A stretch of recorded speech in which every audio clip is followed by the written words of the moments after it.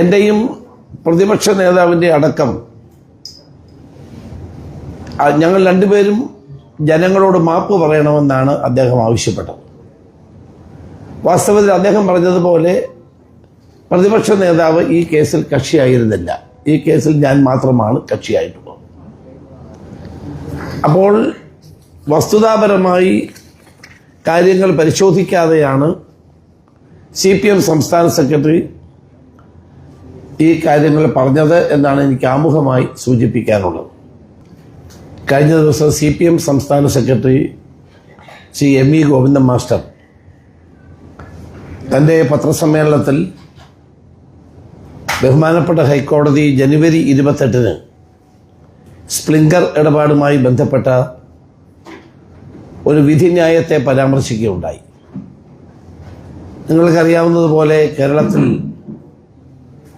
Covid കാലത്താണ് ഒരു American ഏജൻസിയായ സ്പ്ലിങ്കർ കേരളത്തിലേക്ക് ആരോഗ്യ വിവരങ്ങൾ, കോവിഡ് ബാധിതരുടെ ആരോഗ്യ വിവരങ്ങൾ ശേഖരിക്കാനുള്ള നടപടി സ്വീകരിച്ചപ്പോഴാണ് അതിനെതിരായി ശക്തമായ നിലപാട് അന്നത്തെ പ്രതിപക്ഷ നേതാവ് എന്ന നിലയിൽ ഞാൻ സ്വീകരിച്ചത്. അതേ സംബന്ധിച്ച് ശക്തമായ വാദപ്രതിവാദം ഗവൺമെൻറ്റുമായി ഉണ്ടാവുകയും അവസാനം ഗവൺമെൻറ് തന്നെ സ്പ്ലിങ്കറുമായിട്ടുള്ള തൻ്റെ ഗവൺമെൻറ്റിൻ്റെ ഇടപാടുകൾ നിർത്തിവെക്കുകയും ചെയ്തു. ഇത് സംബന്ധിച്ച് ബഹുമാനപ്പെട്ട ഹൈക്കോടതിയുടെ ഡിവിഷൻ ബെഞ്ചിൽ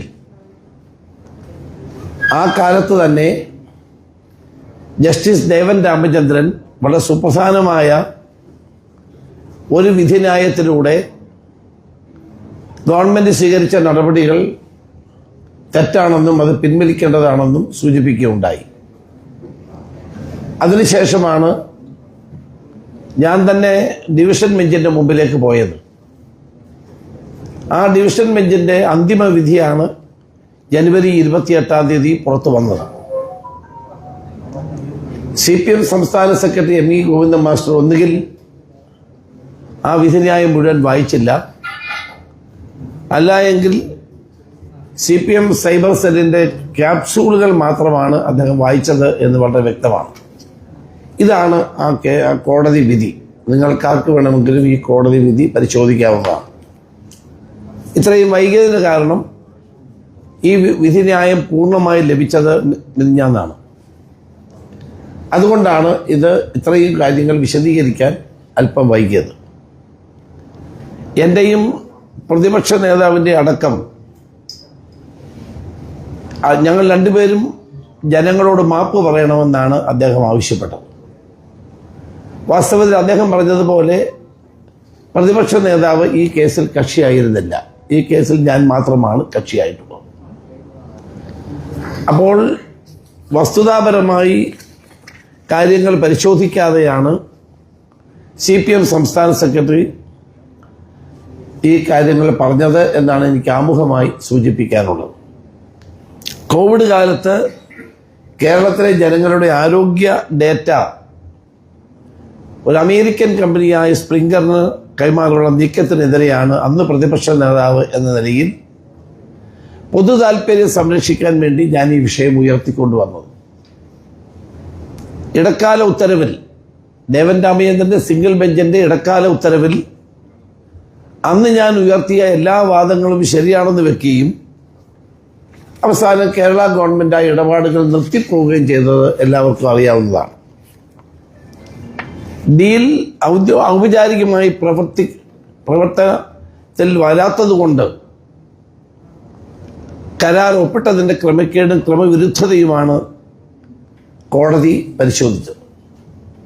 എന്ത് ഗൂഢോദ്ദേശം മുൻനിർത്തിയാണോ ഈ കരാർ സർക്കാർ അന്ന് കൊണ്ടുവന്നത്, അതിൽ നിന്ന് സർക്കാരിന് ഞാൻ ഈ ആരോപണങ്ങൾ ഉന്നയിച്ചതിൻ്റെ അടിസ്ഥാനത്തിൽ പിൻവാങ്ങേണ്ടി വന്നു.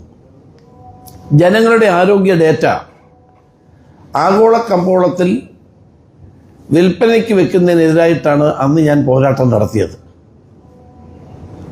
എല്ലാവർക്കും അറിയാവുന്നതുപോലെ ആ പോരാട്ടത്തിൻ്റെ ഫലമായിട്ടാണ് കേരളത്തിൽ ഈ ഡീലിൽ നിന്ന് ഗവൺമെൻറ്റിന് പിൻവാങ്ങേണ്ടി വന്നത്. സംസ്ഥാനത്തെ കോവിഡ് രോഗവുമായി ബന്ധപ്പെട്ട് നടന്ന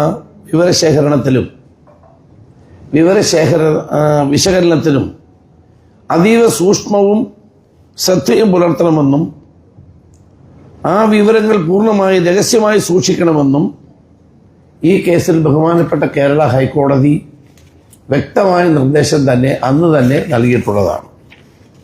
ഇതെല്ലാം മറന്നുകൊണ്ടാണ് സർക്കാരിന് ക്ലീൻ ചിറ്റ് നൽകി എന്ന പേരിൽ ബഹുമാനപ്പെട്ട CPM സംസ്ഥാന സെക്രട്ടറി നിർലജ്ജം ഇതിനെ ന്യായീകരിക്കാൻ വേണ്ടി മുന്നോട്ട് വന്നത്. കോടികളുടെ അഴിമതിയാണ് അന്ന് നടക്കാതെ പോയത്. അന്നത്തെ പ്രതിപക്ഷ നേതാവ് എന്നുള്ള നിലയിൽ ഞാൻ ഇടപെട്ടത് കൊണ്ടാണ് ഈ ഡീല് നടക്കാതെ പോയത് എന്നുള്ളത് സത്യമാണ്. സ്വാഭാവികമായും കോടികളുടെ ഇടപാടുകൾ നടക്കുന്ന ഒരു ഡീൽ നഷ്ടപ്പെട്ടതിൻ്റെ വിഷമം സർക്കാരിനുണ്ടാകും.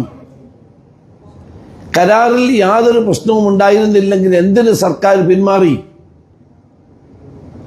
എന്തിന് സർക്കാർ ഇതിൽ നിന്ന് ഒളിച്ചോട്ടം നടത്തി?